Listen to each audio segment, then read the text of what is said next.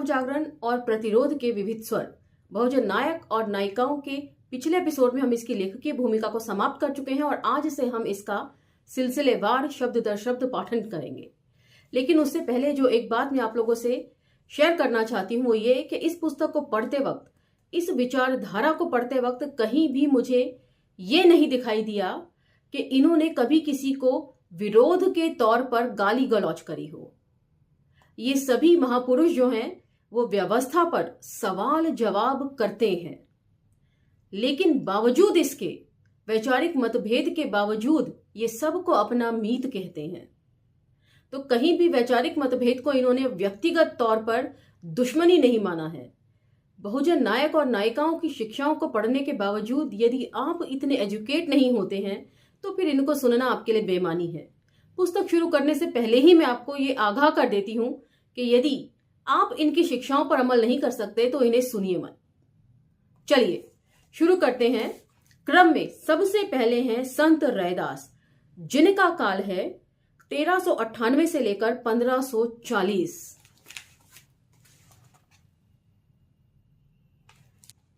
चलिए पाठन की तरफ बढ़ते हैं। समतामूलक समाज के स्वप्न दृष्टा संत रैदास। डॉक्टर अंबेडकर ने अपनी किताब प्राचीन भारत में क्रांति और प्रतिक्रांति में लिखा है कि भारत का इतिहास क्रांतियों और प्रतिक्रांतियों का इतिहास रहा है।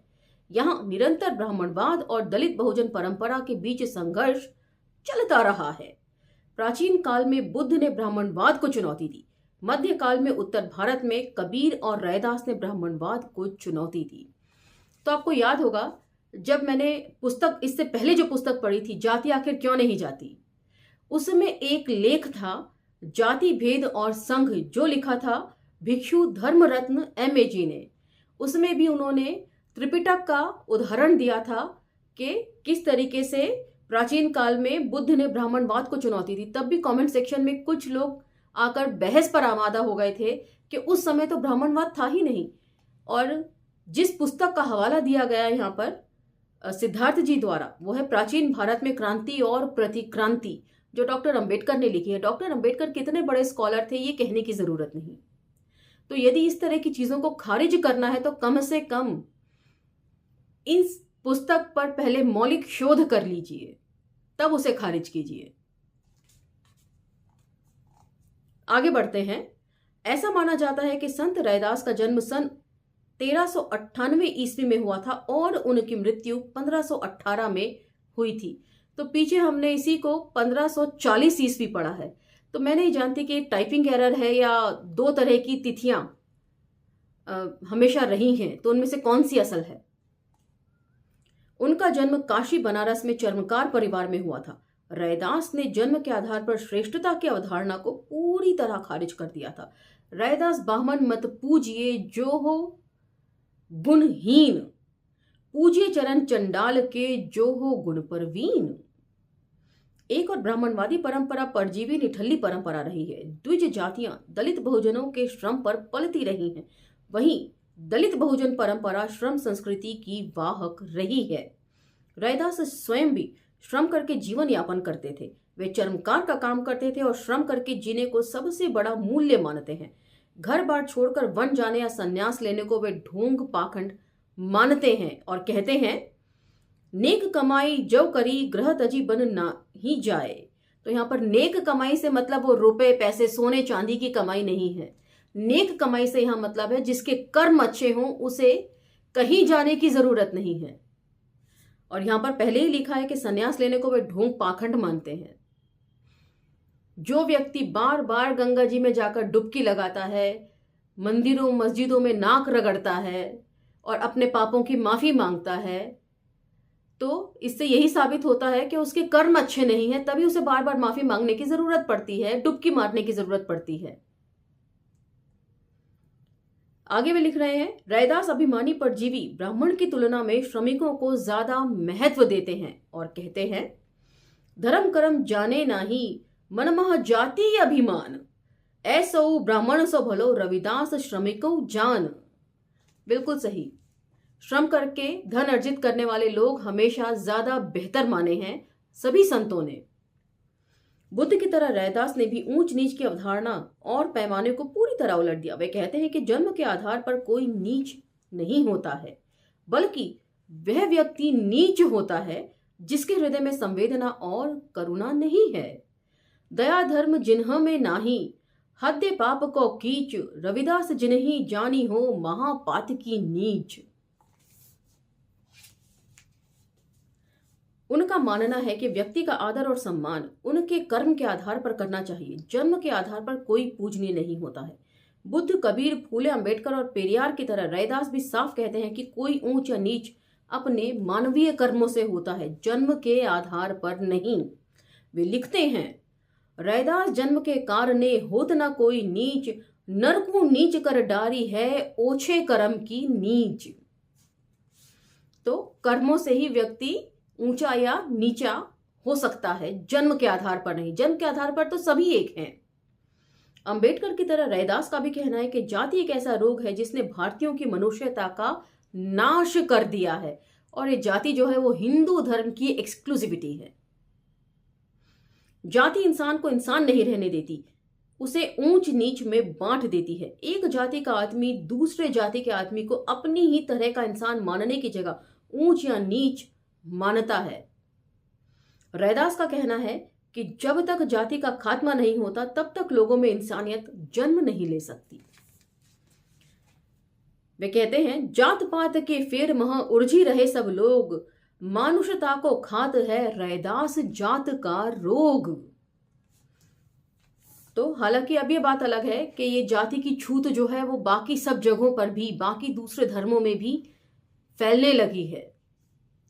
बेशक वो उतनी रिजिड ना हो जितनी रिजिड वो हिंदू धर्म में है। पहले हमने जितने भी पुस्तकों का पठन पाठन किया है उसमें इन्हीं सब बातों पर हमने, लेखकों ने फोकस किया है और यही सब बातें हमने पढ़ी हैं। वे ये भी कहते हैं कि जाति एक ऐसी बाधा है जो आदमी को आदमी से जुड़ने नहीं देती है। वे कहते हैं, एक मनुष्य दूसरे मनुष्य से तब तक नहीं जुड़ सकता जब तक जाति का खात्मा नहीं हो जाता। तो जाति का विनाश क्यों आवश्यक है, अब आपको यह समझ में आ रहा होगा। रैदास ना मनुष्य जुड़े सके, जबलों जाए ना जात। दलित बहुजन परंपरा के अन्य कवियों की तरह रैदास भी हिंदू मुसलमान के बीच कोई भेद नहीं करते।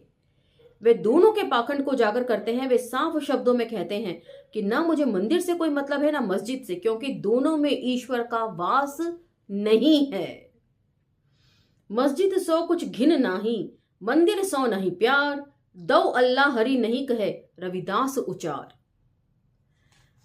तो मैं यहां पर एक पुस्तक का जिक्र करना चाहूंगी, आवारा भीड़ के खतरे, हरिशंकर परसाई जी के लेख में उन्होंने साफ तौर पर लिखा है कि मंदिर मस्जिद ये जितने भी देवालय हैं किसी भी धर्म के, वह केवल भव्य इमारतें हैं, उससे ज्यादा कुछ भी नहीं है।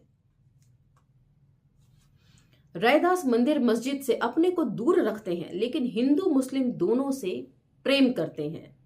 मुसलमान से दोस्ती, हिंदुअन से कर प्रीत, रविदास ज्योति सब हरि की, सब हैं अपने मीत। तो यहां पर आपने देखा कि वैचारिक मतभेद होने के बावजूद भी वे व्यक्तिगत बैर नहीं पालते किसी से भी। यही हमारी संत परंपरा और बहुजन लोगों की शिक्षाएं हैं। सवाल जवाब वे करते हैं, परंपराओं के ऊपर प्रश्न चिन्ह लगाते हैं, और जो है लेकिन फिर भी जो व्यक्तिगत बैर है वो किसी से नहीं पालते। साफ तौर पर लिख रहे हैं, मुसलमान से दोस्ती, हिंदुअन से कर प्रीत, रविदास ज्योति सब हरि की, सब हैं अपने मीत। रैदास बार बार इस बात पर जोर देते हैं कि हिंदुओं और मुसलमानों में कोई भेद नहीं है। जिन तत्वों से हिंदू बने हैं उन्हीं तत्वों से मुसलमान, दोनों के जन्म का तरीका भी एक ही है। हिंदू तुर्क मही नाही कछु भेदो, दो आयो इक द्वार, प्राण पिंड लहो मास एक ही रविदास विचार। और यही बात छुआछूत की समस्या, भदंत कौशलयायन जी का जो लेख हमने जब पढ़ा था, जाति आखिर क्यों नहीं जाती, उसमें भी उन्होंने कबीर के हवाले से यही बात लिखी है कि ब्राह्मणों के अभिमान को तोड़ते हुए कबीर भी यही बात कहते हैं कि जो ब्राह्मण ब्राह्मण का जाए और बाट को काहे नहीं जाए, के सभी के दुनिया में आने का एक ही रास्ता है। ऐसा नहीं है कि जो ब्राह्मण है और जो चमार है वो अलग अलग रास्ते से आते हैं। तब फिर क्यों इतना ऊंच नीच का भेद पाल रखा है? ब्राह्मणवादी द्विज परंपरा के विपरीत दलित बहुजन परंपरा के कवि श्रम की संस्कृति में विश्वास करते हैं। उनका मानना था कि हर व्यक्ति को श्रम करके ही खाने का अधिकार है। रविदास श्रम कर खाई हैं, जौ लो पार बसाए, नेक कमाई जो करी कबहै ना निष्फल जाए। रैदास एक ऐसे समाज की कल्पना करते हैं जहां संपत्ति पर निजी मालिकाना नहीं होगा, समाज अमीर और गरीब में बंटा नहीं होगा, कोई दोयम दर्जे का नागरिक नहीं होगा और ना ही वहां कोई छूत अछूत होगा। अपने इस समाज को उन्होंने बेगमपुरा, बिना गम यानी बिना दुख का शहर नाम दिया है। तो ये है वो बेगमपुरा जिसके बारे में चर्चा होती है। अक्सर लोगों ने सुना होगा कि संत रैदास ने बेगमपुरा के बारे में कहा है। वो बेगमपुरा क्या है अब आपको पता चल गया होगा। जहां सभी लोग एक बराबर हों, इक्वल राइट्स हों और किसी का किसी पर मालिकाना अधिकार न हो, यहां तक कि संपत्ति पर भी किसी का अधिकार न हो। सब संपत्ति राज्य की संपत्ति के तौर पर देखी जाए। कितने साल पहले उन्होंने ये कॉन्सेप्ट उठाया था, सोचिए कितनी महान सोच रही होगी संत रैदास की। आगे वे बेगमपुरा को लिखते हुए कहते हैं, बेगमपुरा शहर को नाऊ, दुखू अंदोहू नहीं तिहि ठाऊ, ना 10-20 खिराजू न मालू, खरफू न खात न तरसु जुवालू, अब मोही खूब बतन गह पाई, उहू खैरी सदा मेरे भाई, काजमु दाजमु सदा पाती साही, दोम न सोम 100 आही, आबादानु सदा मसहूर, उहाँ गनी बसही मामूर, त्यू त्यू सैल करही ज्यों भावे, मरहम मलहम ना को अटकावे, कहत रैदास खालस चमारा, जो हम शहरी सुमीत तुम्हारा। तो ये बेगमपुरा का पूरा ब्यौरा वे प्रस्तुत करते हैं, जहां कोई गम नहीं है, सब एक बराबर हैं। और इसमें सबसे अहम बात जो वे कह रहे हैं वे है रैदास खालस चमारा। इससे पता चलता है कि वे अपनी जाति को लेकर हीनता नहीं दिखाते हैं, कोई हीन भावना उनके अंदर नहीं है अपनी जाति को लेकर, बल्कि जातीय गौरव से वो ओतप्रोत हैं। क्यों? क्योंकि वो श्रम करके खाते हैं और उसी को वे महान व्यक्ति बताते हैं जो श्रम करके जीवन यापन अर्जन के लिए कमाई अर्जित करता है। हिंदी के द्विज आलोचकों ने रैदास को सगुण मार्गी और सनातन धर्म का संत ठहराने की कोशिश की है और उन्हें वेदों पुराणों का समर्थक बताने की कोशिश की है, जबकि सच्चाई यह है कि उन्होंने चारों वेदों को खारिज किया है। और अंबेडकर नामों पर अक्सर मुझे सजेशन आते हैं कि आप पूरी चीज को पढ़कर एक छोटा सा कंक्लूजन क्यों नहीं प्रस्तुत करते किसी चीज का। अंबेडकर नामों पर शब्द दर शब्द पढ़ने से चीजें बोरिंग हो जाती हैं, लेकिन शब्द दर शब्द पढ़ना मेरी अपनी चॉइस है। इसके जरिए एक ऐसी आर्काइव स्टैब्लिश होगी जिसमें जाकर आप ये चेक कर सकते हैं कि कहां किस लेखन के साथ छेड़छाड़ की जा रही है। शब्द दर शब्द पढ़कर मैं इन सब चीजों को संरक्षित कर रही हूं अंबेडकर नामा के मंच पर। अक्सर सुनने में आता है कि तेजी से संत परंपरा और हमारे बहुजन नायकों की राइटिंग्स के साथ छेड़छाड़ की जा रही है, और शब्द दर शब्द पढ़ते हुए यही काम मैं कर रही हूं कि उन सब चीजों की एक ऐसी आर्काइव स्टैब्लिश हो जाएगी जहां पर जाकर आप खोजबीन कर सकेंगे कि कहां किस चीज के साथ छेड़छाड़ की गई है। चलिए, जबकि सच्चाई यह है कि उन्होंने चारों वेदों को खारिज किया है। चारों वेद किया खंडितों, ताको विप्र करे दंडौती। तो चारों वेदों को उन्होंने खंडित किया है और जिससे विप्र लोग जो हैं उन्हें बड़ी तकलीफ पहुंच रही है, आहत हो रही हैं, उनकी भावनाएं हमेशा से होती रही हैं। दलित बहुजन परंपरा के अन्य कवियों की तरह रैदास के मन में भी अपनी जाति और पेशे को लेकर कोई हीनता बोध का भाव नहीं है। वे कहते हैं, ऐसी मेरी जाति विख्यात चमार। तो इसीलिए अपनी जाति को लेकर आप लोगों में भी हीन भावना नहीं होनी चाहिए। सच तो यह है कि रैदास संत परंपरा के कवि हैं। इन संत कवियों के काव्य का आधार बौद्ध धम्म की मानवीय करुणा और समता की विचारधारा रही है। कमल भारती के शब्दों में कहें तो संत काव्य का वास्तविक आधार बौद्ध धर्म है। बौद्ध धर्म के पतन के बाद जो बुद्ध वचन परंपरा से जन जीवन में संचित थे, संत काव्य में उन्हीं की अभिव्यंजना हुई है। इसका सबसे प्रबल प्रमाण यह है कि संतों का साहित्य जीवन की स्वीकृति का साहित्य है। उनमें पीड़ित जन का आक्रोश और आवेश, सुखी समाज की आकांक्षा और शोषक श्रेणी के प्रपंचों पर आघात है, और सबसे बढ़कर समता, समानता और बंधुत्व की स्पष्ट अभिव्यक्ति है। तो ये है संत रैदास जी के विचार।